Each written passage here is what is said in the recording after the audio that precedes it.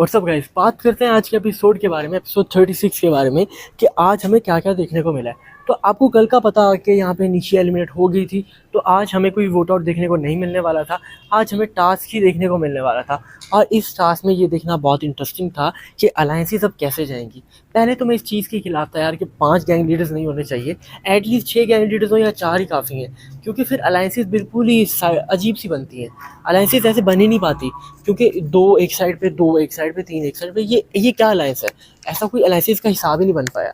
तो चीज़ें यहाँ पे ख़राब ही लग रही थी।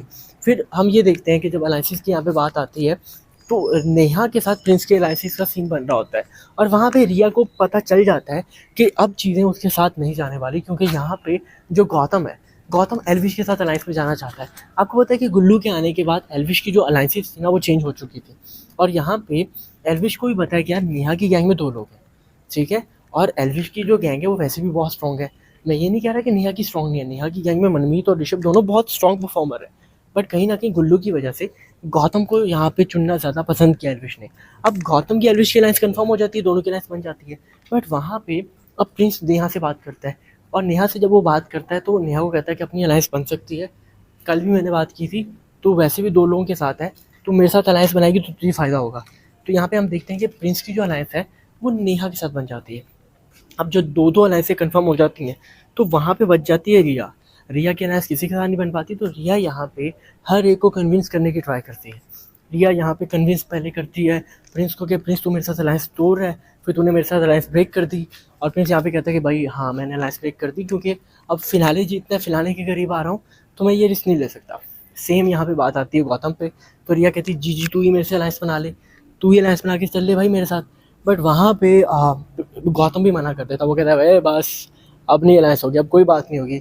और गौतम आपको पता है कि थोड़ा सा फन एटीट्यूड में रहता है, जिसकी वजह से रिया इरिटेट हो जाती है कि कभी तो चीज़ों को सीरियस ले ले भाई, और तू अलायंस क्यों नहीं बनाना चाह रहा, अलायंस बना, हमारी टीम की सही बनती है, हम जीतेंगे ये वो।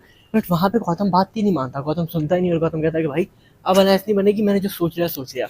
जिस पे यहाँ पे रिया बोलती है कि जी तो बहुत ही कमीना निकला, जहाँ पे गौतम कहता है कि लैंग्वेज रिया लैंग्वेज, बट वहाँ पे ये एक दूसरे को बोलते हैं और इनकी थोड़ी सी ना खींचातानी भी हमें दिखाई देती है, दोनों एक दूसरे से गुस्से में बात कर रहे होते हैं।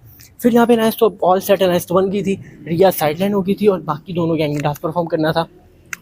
फिर बात करते हैं यहाँ पे टास्क के बारे में। यहाँ पे टास्क स्टार्ट होता है। अब जो अलायंसेस थी, अलायंसेस में यहाँ पे टास्क था, दोनों अलायंसेस अपनी तरफ से बेस्ट परफॉर्म कर रही थी। यहाँ पे हमने देखा है कि गौतम और एल्विश की अलायंस जो कि काफ़ी स्ट्रॉन्ग बन चुकी है, क्योंकि गुल्लू योगेश सॉलिड परफॉर्मेंस, और इनमें जो लड़कियों में ये टास्क में परफॉर्म करने भेजते हैं वो यहाँ पे किलिंग भी को भेजते हैं। इसी तरह हम दूसरे अलायंस की बात करें तो नेहा की गैंग से ऋषभ, हरताज सॉलिड परफॉर्मर, और दूसरी साइड पे जो दूसरे मतलब ऋषभ इस गैंग से और हरताज दूसरी गैंग से मनु चौधरी, भाई बड़े सॉलिड यहाँ पे रोडीज परफॉर्म कर रहे होते हैं। टास्क बहुत ही सॉलिड जा रहा होता है और कहीं ना कहीं ऐसा लगता है कि भाई हर टास्क में योगेश रावत का लीड करना तो कंफर्म है, क्योंकि जितने भी मैंने टास्क देखे हैं भाई डोमिनेट कर रहा होता है योगेश।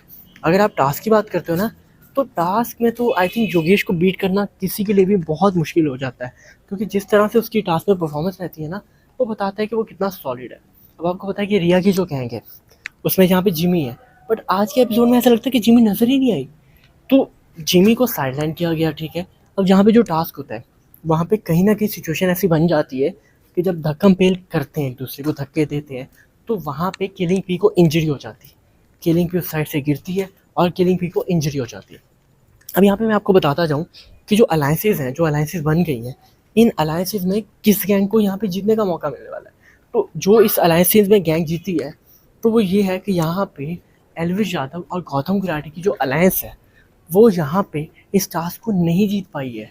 रीज़न ये है कि किलिंग पी की उस गलती की वजह से, जब किलिंग पी यहाँ पे गिर जाती है, इंजरी हो जाती है, तो कहीं ना कहीं वो नुकसान होता है इनकी अलायंस को, और नेहा और प्रिंस नरूला की जो अलायंस है वो इस टास्क को जीत जाती है। अब कहीं ना कहीं ऐसा लगता है कि नेहा और प्रिंस की अलायंस अभी के टाइम पे तो बहुत स्ट्रॉन्ग है, बट क्या ये ऐसी अलायंस है जो रोडीज़ के एंड तक चलेगी और दोनों को फ़ायदा होगा? क्योंकि आपको पता है कि इनकी अलायंसेस प्रॉपर नहीं बन पाती, इनके आपस में ग्रजेस रहते हैं, जिसकी वजह से ये एक दूसरे पे ट्रस्ट नहीं कर सकते। अब आपका क्या ओपिनियन है इसके बारे में, कमेंट में